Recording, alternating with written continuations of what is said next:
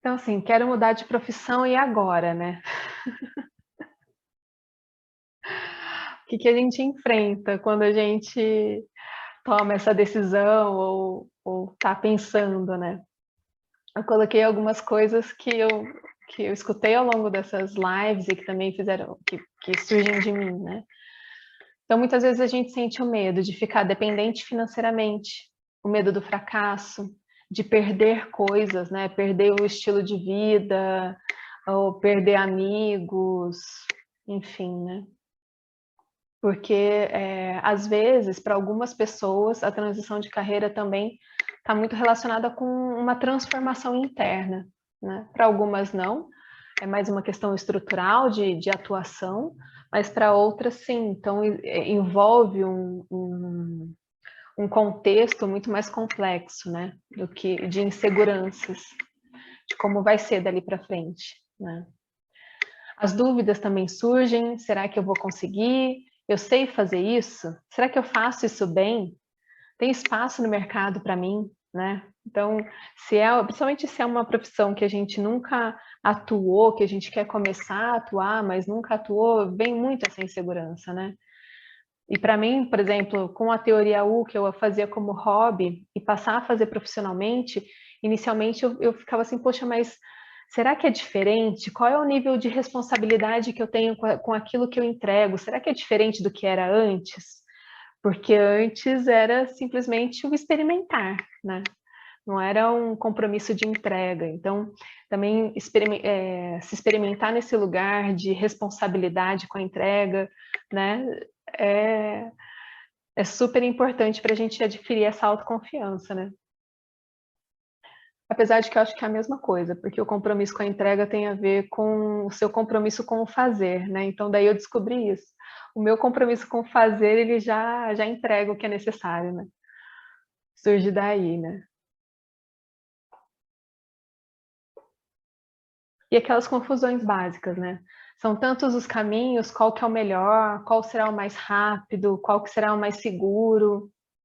Porque também quando a gente começa a pesquisar, quero mudar de carreira, então vamos pesquisar para ver quais são as ferramentas que eu preciso.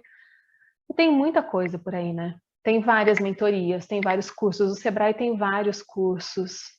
Enfim, se você quer escolher precisa fazer um curso de formação em alguma profissão, tem vários cursos de formação também, né? Então, vários custos, né? Então, daí você fica naquela, né? São tantas opções, né? O que é o melhor, qual é a melhor estratégia, qual vai ser a estratégia mais efetiva, enfim, são muitos questionamentos, e isso tudo, uma coisa não acontece após a outra, né? Acontece tudo junto. Né, elas vão se misturando, daí uma sai de cena, vem outras, umas ficam mais fortes, outras mais, né, suaves, mas elas estão ali em diálogo, né, dentro da gente o tempo inteiro.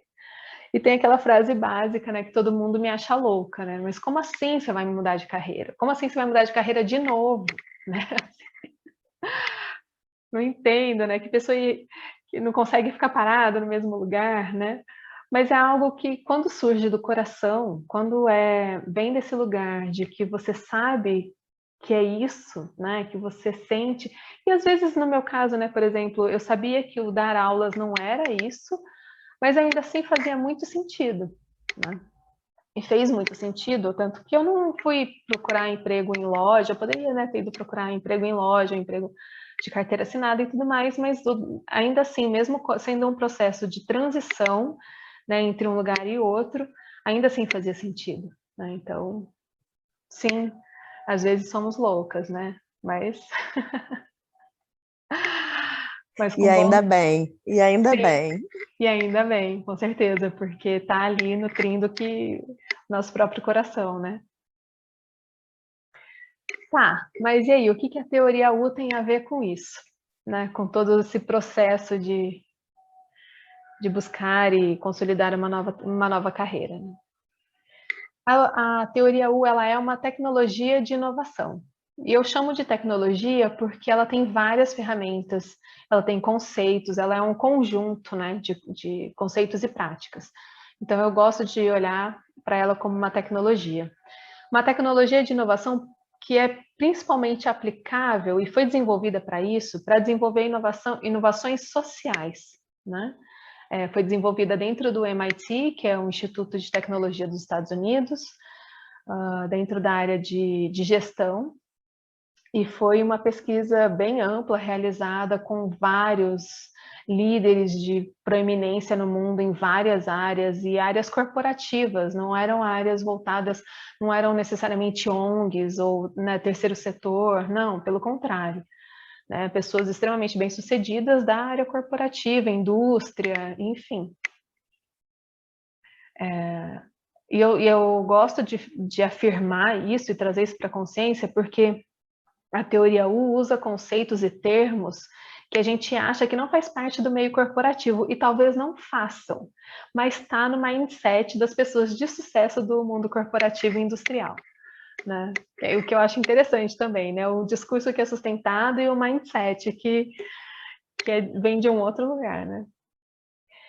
Então, assim, enquanto tecnologia de informação, a teoria U lida com o que ainda não existe, ou de informação não, tecnologia de inovação.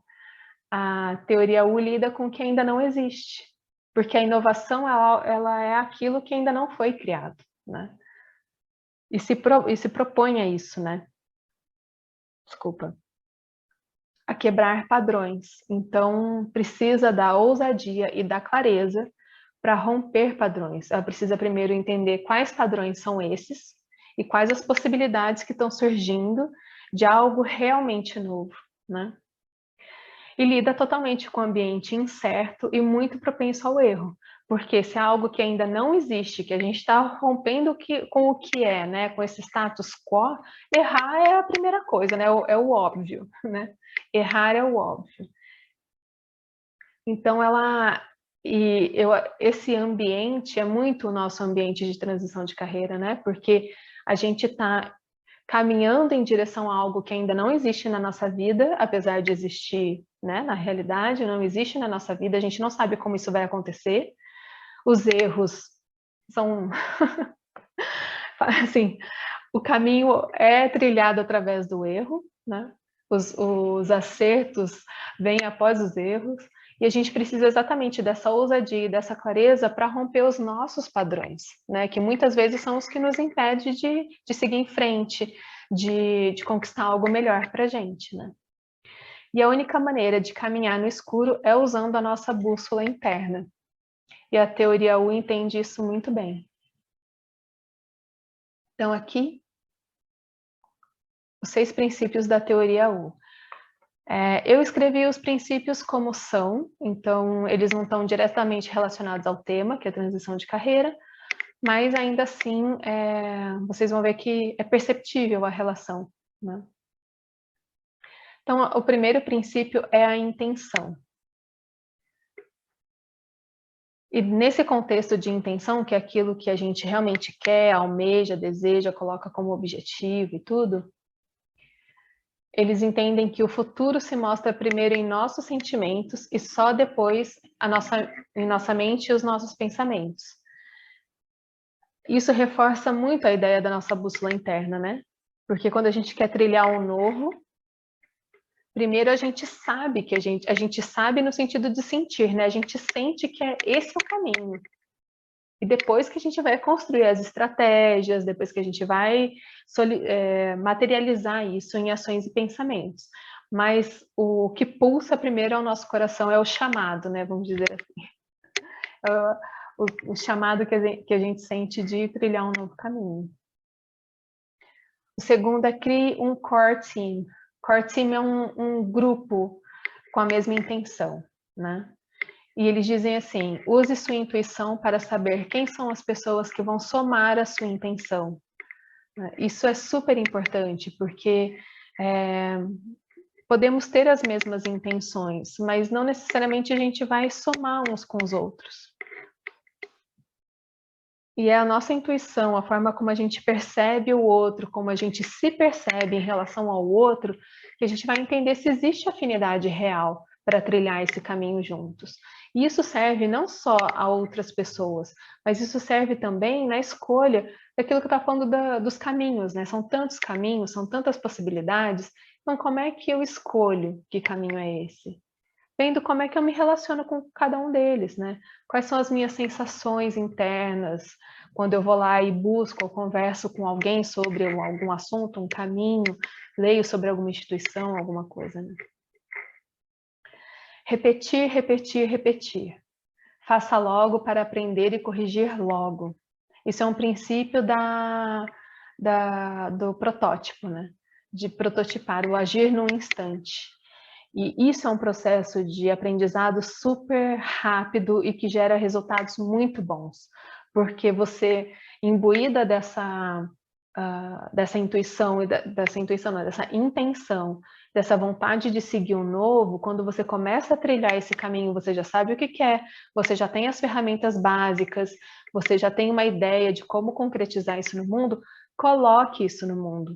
Porque ao colocar, você aprende sobre como você está se relacionando com isso que você está fazendo, e aí você já vai aprendendo com isso, e ao mesmo tempo você recebe o feedback. E daí você já tem a oportunidade de ir moldando o seu negócio, moldando o seu caminho, enquanto você está fazendo, né? Porque se você esperar ter todas as ferramentas, tudo perfeito para fazer, muitas vezes você acaba não fazendo.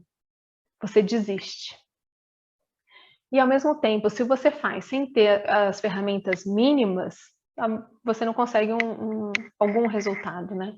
Então, o fazer, o repetir, receber feedback, ver como é que isso acontece no mundo e repensar, e assim você vai aprimorando, né? É um processo de aprimoramento, mas sempre faça, né? Faça. Tendo o mínimo, né? O que é o mínimo necessário, realize para, a partir daí, aprimorar. E não tem problema nenhum errar. O erro é uma grande informação, né? Crie um espaço seguro para o erro, porque é isso, ele faz parte. Então, um espaço em que você se sinta pensando, né, nós enquanto pessoas que não estão num time, né, cria um espaço interno seguro para você errar, porque você sabe que o erro vai fazer parte do processo, vai fazer parte do caminho de transição de carreira. Então, se prepare internamente para isso, né? Para acolher os seus erros e, ao invés de ficar na autocomiseração e tudo, usar isso como um propulsor do aprimoramento, né? Ouça sempre o universo. Ele te dá feedbacks sobre a sua ideia.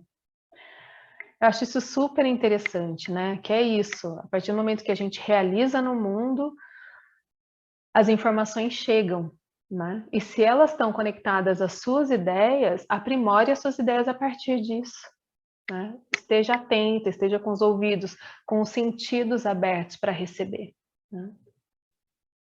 E integrar mente, coração e mãos, porque é a partir dessa unidade que a gente consegue realizar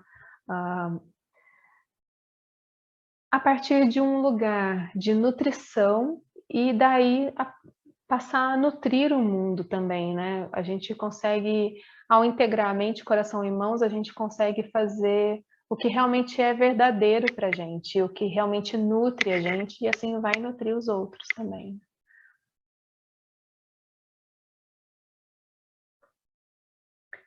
E o que nos impede, então, de ver o futuro que está surgindo? Aqui tem alguns elementos, né, que são super importantes. O futuro que está surgindo, a gente só consegue perceber ele quando a gente está presente no agora. Então, se a gente está ali preso ao passado, né, pensando no passado, preso às dores, às histórias, aos conceitos e tudo mais, a gente não consegue o que está nesse momento, o que existe aqui e agora. A gente está olhando lá para trás, né?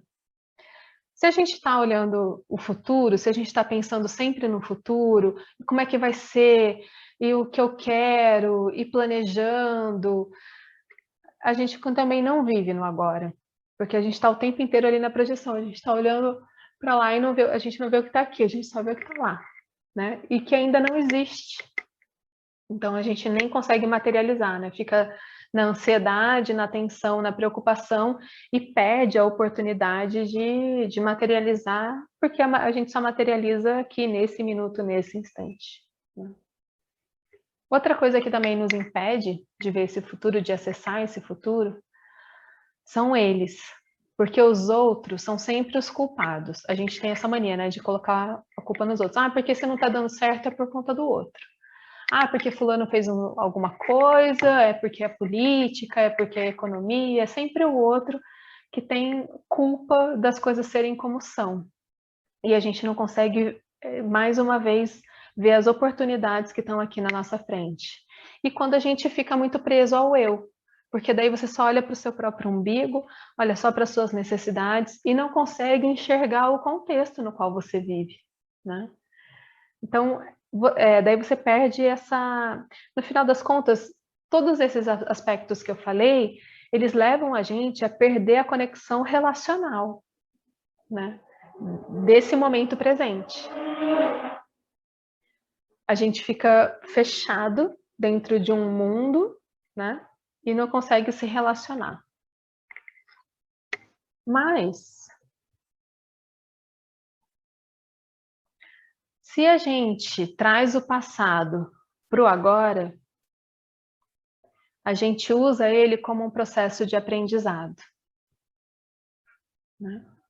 E daí isso faz sentido, porque eu aprendo com o passado, mas eu ajo no agora. Eu sigo em frente, né? Deixa aqui a telinha. Se eu trago o futuro para o presente, eu consigo perceber, eu consigo abrir a minha percepção e detectar as nuances, aquilo que está no ar ainda, né? Que a gente chama de sexto sentido, eu capto alguma coisa que está no ar, eu consigo perceber. Por que eu consigo perceber? Porque eu estou aqui no meu corpo, eu estou percebendo as minhas sensações ao entrar em contato com alguém, com uma situação, com o que seja, né? E daí eu percebo o meu corpo e entendo, nossa, tem alguma coisa aqui, né? Aquele gesto, tem alguma coisa aqui, né? Que a gente não consegue materializar, mas está captando.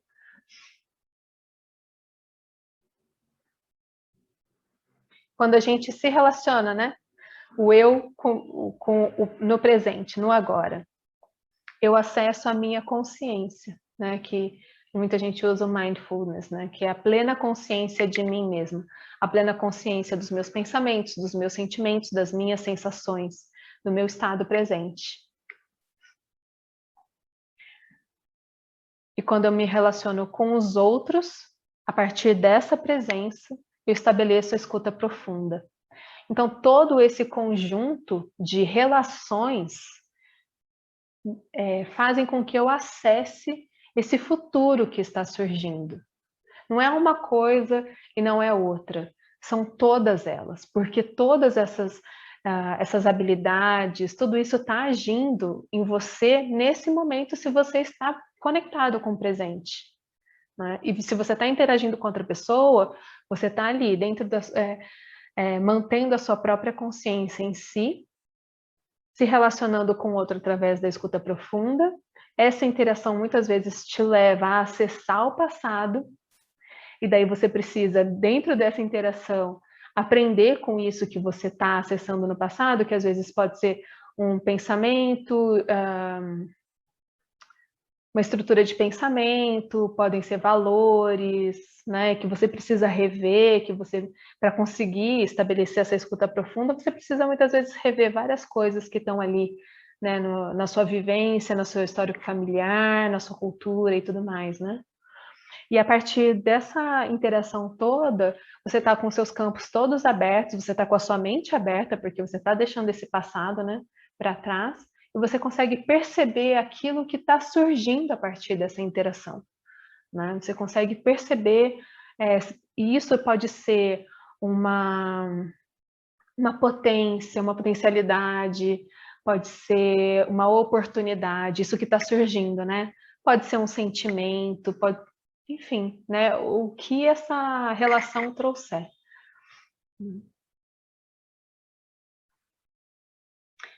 E daí aqui, quais as ferramentas, né, que a teoria usa para isso, para acessar tudo isso, né? Então, para aprender com o passado e perceber o futuro, a gente tem os mapeamentos, né? O mapa 3D aqui, que é um mapa em que a gente utiliza objetos para entender uma dada situação no momento atual, né? E a gente vai, cada objeto desse significa uma parte importante desse sistema, dessa questão, né? E depois a gente analisa a partir de cada ângulo, do papel mesmo, a gente traz perguntas relevantes para que a gente olhe para esse conjunto de objetos e como eles se relacionam, e a partir disso a gente entende essa realidade, né, essas relações que está sendo representada ali. E a gente tem o mapa 4D, que era uma tecnologia basicamente presencial, mas depois, né, com a pandemia e tudo, eles desenvolveram um método para fazer online. Então, essas duas imagens, esse círculo central e a imagem aqui das pessoas em certas posturas, os dois fazem parte do mapa 4D, e que é uma outra maneira de mapear, né? Geralmente a gente usa muitos do que a gente chama de stakeholders, né? Usados no mapa 3D, os principais vêm para o mapa 4D. A gente coloca eles aqui no campo, né, para ver como é que eles se relacionam no espaço. E aqui a gente dá voz e movimento a esses stakeholders, né? Então, os elementos no mapa 3D eles não falam, né? Não sentem. A gente só olha as relações entre eles. Aqui, a gente o objetivo é muito mais a gente ouvir e sentir em relação, né, do que analisar a forma como eles se relacionam. Então, aí os stakeholders, e daí o stakeholder pode ser sentimento, pode ser a terra, o futuro potencial, enfim, não precisam ser só pessoas, né? Podem ser espaços físicos, tudo isso ganha voz e movimento, e daí a gente passa a ter uma percepção bem mais profunda daquilo que faz parte desse sistema que a gente está olhando. E para acessar a consciência e a escuta profunda, tem algumas práticas, né? O SPT, que é o Social Presence Theater, que é o Teatro da Presença Social em português, ou o mapa 4D é uma das técnicas, né, do SPT, mas existem outras, aqui a gente vai trabalhar hoje também, que é o Stuck Exercise, é outra técnica. Tem a dança de 20 minutos, e várias variações disso, né? Você pode fazer sozinho, você pode fazer em grupo, mas basicamente o teatro da presença social é a integração da mente com o corpo, né? Todas as práticas, elas abrem a possibilidade para que o corpo seja o veículo de expressão daquilo que o campo, que a gente chama do sistema, né? Que o sistema quer trazer como informação. As jornadas de sensibilização e as entrevistas de stakeholders são duas ferramentas de entrevista. As jornadas, a gente vai até os limites desse sistema que a gente está estudando. Então, no nosso caso de transição de carreira, pode ser, por exemplo, se você quer montar uma ONG para apoiar moradores de rua. Então, uma jornada de sensibilização seria ir até os moradores de rua, entrevistá-los, conversar com eles, ir até outras ONGs, falar com elas, daí seria uma entrevista de stakeholders. Você poderia, sei lá, se você ouvindo na jornada de sensibilização, ouvindo os moradores de rua, você percebeu que muitos deles vêm de um determinado local, você vai até esse local, né, para conhecer pessoas ali, entrevistar pessoas ali, talvez as famílias desses moradores de rua, né? Então a jornada é um processo em que você vai até a pessoa, né? Você vai até o local onde ela vive, porque para você faz sentido entrar em contato com esse ambiente, né? Porque tudo isso é informação. E a entrevista de stakeholders, não necessariamente, você pode fazer uma entrevista virtual, enfim, estar no ambiente não é essencial, e sim a sua conversa com aquela pessoa que é uma pessoa importante para aquilo que você está querendo fazer, né? Pessoas que já trabalham na área, a sua família, se você for precisar de um apoio financeiro, né? Quem for. Né? Os círculos de confiança, que são os coaching circles, que são grupos de pessoas que se reúnem, basicamente 3 pessoas, para oferecer escuta. A gente pode achar que pode ser uma escuta da comunicação não violenta, mas não é. Porque o coaching circle, a escuta que a gente oferece para a pessoa que traz a questão, né, a proposta do coaching circle é essa. Alguém traz uma questão que está precisando de um aconselhamento. E as outras 2 pessoas vão ouvir e dar um feedback. Só que esse feedback vem a partir da escuta generativa, que é a escuta praticada na teoria U, que é uma escuta que a gente abre os nossos campos, né? E o nosso feedback parte do eu ouvi, eu vi, eu ouvi e eu vi nesse caso, né? Quando você disse, eu vi isso, eu senti isso, né? Então, o nosso feedback é através de sentimentos e imagens. E o journaling, que são questionários reflexivos sobre o momento atual, para você acessar percepções suas sutis em relação a determinadas coisas, principalmente em relação à intenção, que a gente usa muito para intenção, tanto no início do trabalho quanto no final do trabalho, quando a gente vai prototipar, para acessar a sua percepção mais sutil em relação à intenção.